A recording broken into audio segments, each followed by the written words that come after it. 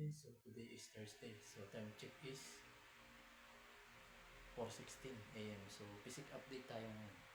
So ito yung aking physic na ka-fitness.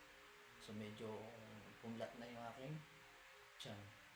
So tinutubuan na tayo ng abs. So 10 days before show ng aking competition. So abangan nyo yung laro ko ngayong June 30 sa Calamba Classic 2.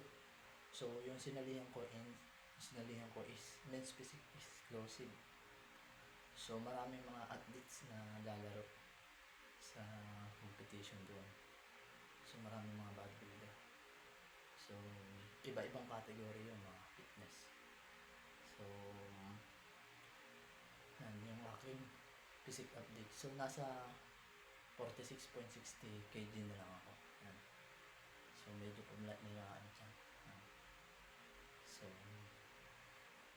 tsaka pala naglaga ako ng itlog. So pang prepare ko sa aking competition, yung aking meal prep.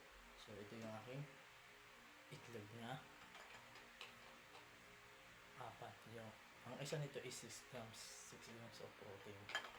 Yan. So naubusan tayo ng kamote so mamaya bibili ako ng kamote. So carbs kasi ang kamote, so carbohydrates. Ito source of protein. Yan. So tapos ito naman yung aking coffee. Yan. So maaga ako nagising mga fitness. So para maganda ng aking pagkain. So medyo mainit pa siya eh. Kaya pinapalamig ko muna. So babagtan ko siya. So ang kinakain ko dito is yung puti lang. Tapos yung kulay pula isang kinakain ko. Kasi yung puti nito is source of protein.